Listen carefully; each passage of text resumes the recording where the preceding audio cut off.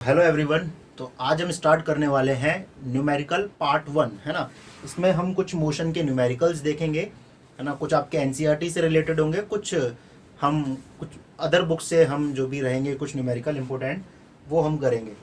तो अभी जो हम न्यूमेरिकल करने जा रहे हैं वो स्पीड और वेलोसिटी के ऊपर करने जा रहे हैं।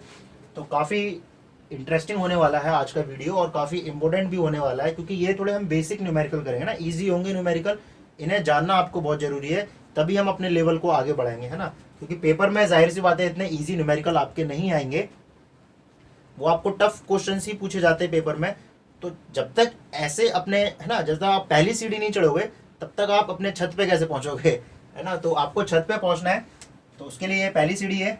तो देखते हैं, तो स्टार्ट करते हैं। Welcome to my channel white board education. तो आज हम न्यूमेरिकल पार्ट 1 स्टार्ट करने वाले हैं। तो इसमें हमारा जो पहला क्वेश्चन है, that is odometer of a car reads 2000 km at the start of a trip and 2400 km at the end of a trip. If the trip took 8 hours, calculate the speed of car. देखो क्या बोला गया है। Odometer पहले बता दूं, odometer क्या होता है। ऑडोमीटर एक डिवाइस होती है जो कि आपके व्हीकल्स में लगी होती है, जो डिस्टेंस बताती है ना। देखा होगा आप लोगों ने, अगर आपके एनालॉग अगर है आपके में, तो देखा होगा वो वाइट ब्लैक सा होता है, घूमता रहता है ना। आप थोड़ा आगे गए तो वो घूम घूम के 6, 7, 8, 9, उसको हम ऑडोमीटर बोलते हैं। आजकल डिजिटल आ गए हैं। चलो, तो ऑडोमीटर है। ऑडोमीटर क्या कर रहा है, ऑडोमीटर ने रीडिंग ली, पहले ट्रिप को स्टार्ट होने से पहले रीडिंग ली 2000 किलोमीटर, और जब आपकी ट्रिप खत्म हुई तब उसमें रीडिंग थी 2400 किलोमीटर। तो बेसिकली आप कितना चले भैया। आपका ऑडोमीटर स्टार्ट होने से पहले था 2000 पे, खत्म होने पे हुआ 2400 पे। तो आप चले कितना, 400 किलोमीटर। तो ये क्या हो गया आपका डिस्टेंस। ये क्या हो गया आपका डिस्टेंस आपने इतना किया ना। तो डिस्टेंस हो गया आपका 400 किलोमीटर। 400 किलोमीटर चलने में आपको टाइम कितना लगा, तो टाइम देख लेते हैं। टाइम आपको लगा 8 आवर। तो आपको स्पीड निकालना है। स्पीड देख लेते हैं हम। Speed equal to distance upon time. तो डिस्टेंस अपॉन टाइम यहाँ पे हम करें अगर, तो 400 upon 8, that is 50 kilometre per hour. तो काफ़ी इजी था ये। आपको बस यहाँ पे डिस्टेंस को फाइंड आउट करना था। डिस्टेंस आ गया आपके पास, टाइम ऑलरेडी दिया ही था। फॉर्मूला हमें बचपन से मालूम है, काफ़ी easy formula, distance upon time, value put की और आपके सामने आंसर आ गया। तो दूसरा न्यूमेरिकल करते हैं इसका। तो दूसरा न्यूमेरिकल देखते हैं अपना। Usha swims in a 90 metre long pool, है ना।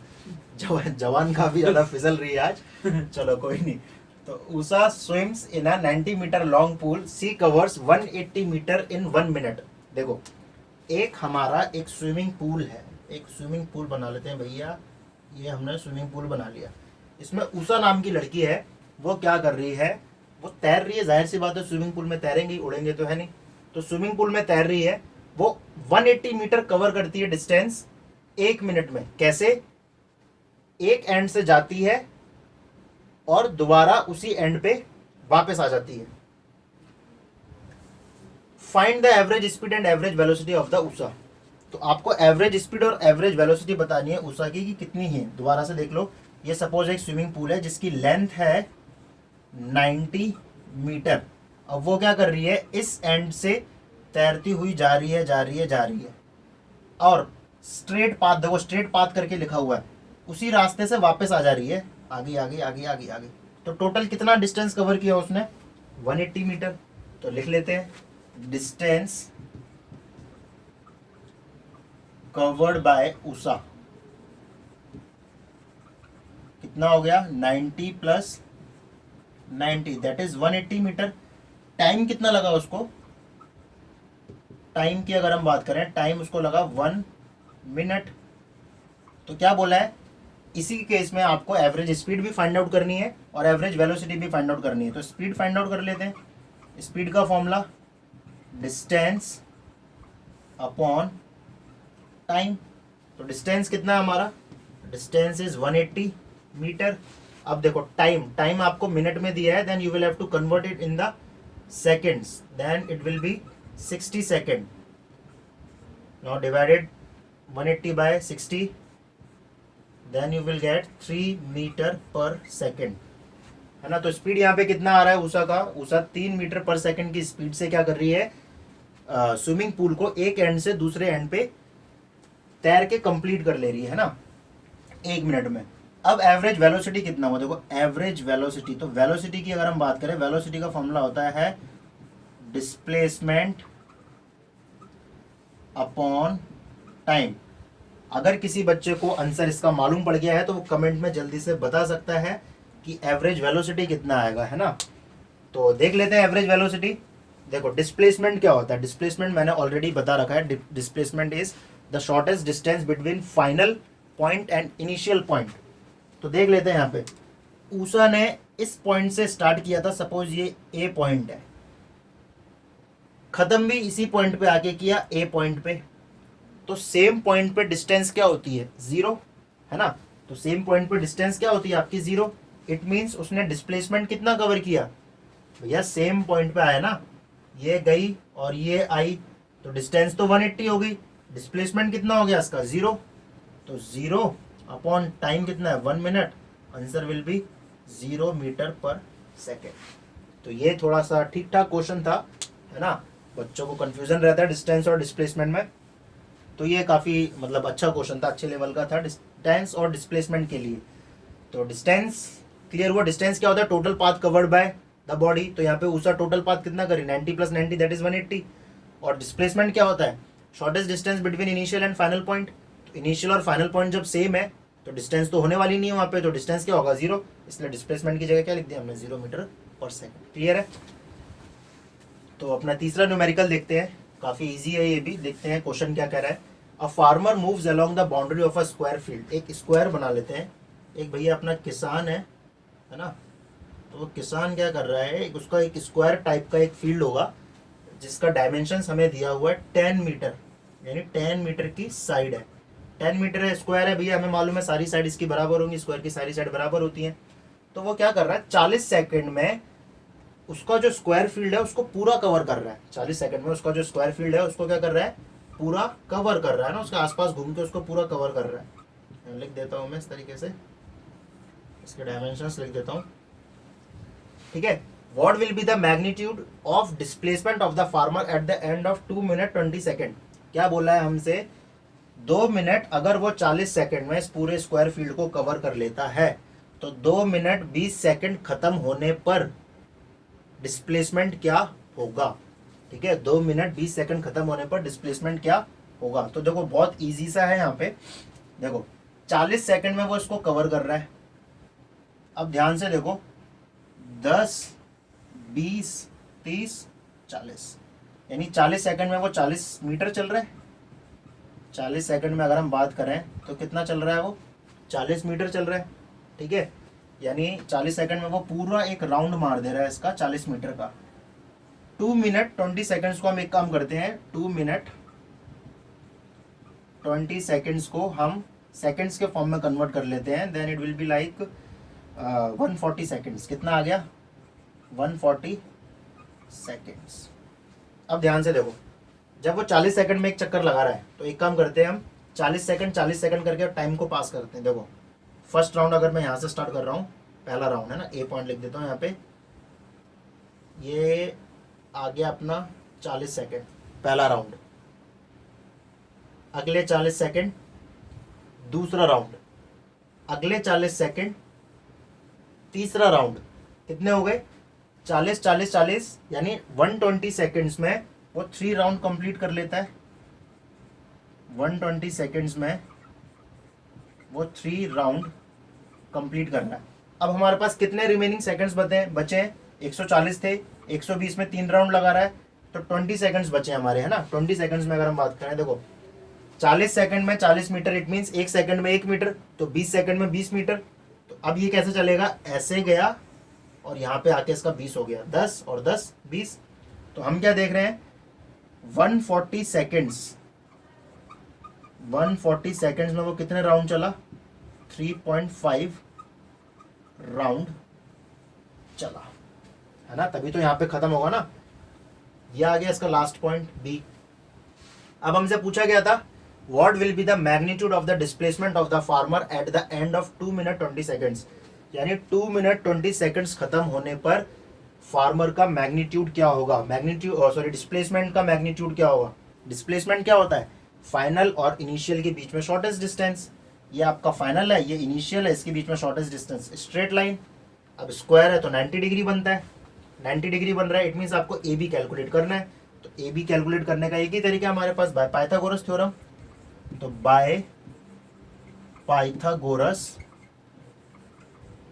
Theorem A B square equal to, इसको सी नाम दे देता हूं मैं, B C square plus A C square. तो 10 का स्क्वायर प्लस 10 का square 100 plus 100 that is 200, root आ जाएगा दैट 10 रूट 2 मीटर। तो ये आ गया आपका क्या, डिस्प्लेसमेंट। यानी 2 मिनट 20 सेकंड जब खत्म होते हैं तो फार्मर की डिस्प्लेसमेंट का मैग्नीट्यूड कितना होगा, 10 रूट 2।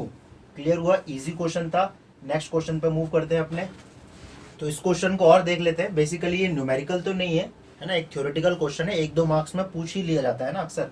तो इसको देख लेते हैं क्या कह रहा है ये question. Under what condition is the magnitude of average velocity of an object equal to its average speed. किस कंडीशन में जो है वेलोसिटी और स्पीड सेम होता है, किस कंडीशन में, है ना, वेलोसिटी का मैग्नीट्यूड और स्पीड का मैग्नीट्यूड सेम होता है, हमें वो बताना है। देखो हमें मालूम है, स्पीड का फॉर्मूला लिख लेते हैं ना, थोड़ा इसको तो इस तरीके से समझते हैं। स्पीड का फॉर्मूला अगर हम बात करें, distance upon time.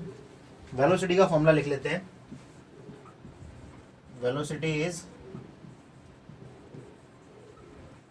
Displacement upon time. अब देखो डिस्टेंस और डिस्प्लेसमेंट किस केस में सेम होने वाले हैं। देखो सपोज मैं इस तरीके से चलता हूं, यहां आके खत्म करता हूं, ये मेरा इनिशियल पॉइंट है, ये मेरा फाइनल पॉइंट है। यहाँ पे डिस्टेंस की अगर मैं बात करूं तो ये सारे रास्तों को मैं जोड़ दूंगा, ये मेरी डिस्टेंस है। वहीं डिस्प्लेसमेंट की अगर मैं बात करूं तो सिर्फ इतना सा डिस्प्लेसमेंट है मेरा। तो क्या हुआ, क्या यहाँ पे डिस्टेंस और डिस्प्लेसमेंट का मैग्नीट्यूड सेम हुआ, आंसर है नहीं। इधर आ जाओ, सपोज मैं सर्कल में मूव करता हूँ, सपोज ये मेरा ए पॉइंट है और यही मेरा बी पॉइंट है। मैं ऐसे चल के आया, ये मेरा डिस्टेंस हो गया कितना, 2 पाई आर।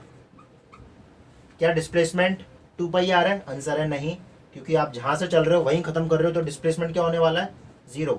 तो क्या इस केस में डिस्टेंस और डिस्प्लेसमेंट सेम है, आंसर है नहीं। चलो इधर आ जाओ, सपोज ये मेरा ए लाइन है, ये मैं स्ट्रेट चल रहा हूँ एकदम, और यही मेरा बी लाइन है, सॉरी बी पॉइंट है। यहाँ से मैंने स्टार्ट किया और इस पॉइंट पे आके मैंने खत्म किया। सपोज ए से बी के बीच का जो रास्ता है दैट इज 2 किलोमीटर और एकदम स्ट्रेट है। तो मैंने कितना डिस्टेंस कवर किया, तो अगर मैं डिस्टेंस की बात करूं तो मैंने डिस्टेंस कवर किया कितना, 2 किलोमीटर। वहीं अगर मैं डिस्प्लेसमेंट की बात करूं कि डिस्प्लेसमेंट मैंने कितना कवर किया, तो डिस्प्लेसमेंट क्या होता है, डिस्प्लेसमेंट होता है इनिशियल और फाइनल के बीच में शॉर्टेस्ट डिस्टेंस। यहाँ पे इनिशियल और फाइनल ये रहा, इनके बीच की शॉर्टेस्ट डिस्टेंस क्या होगी, स्ट्रेट लाइन। तो स्ट्रेट लाइन वो ऑलरेडी है, और कितनी है, 2 किलोमीटर।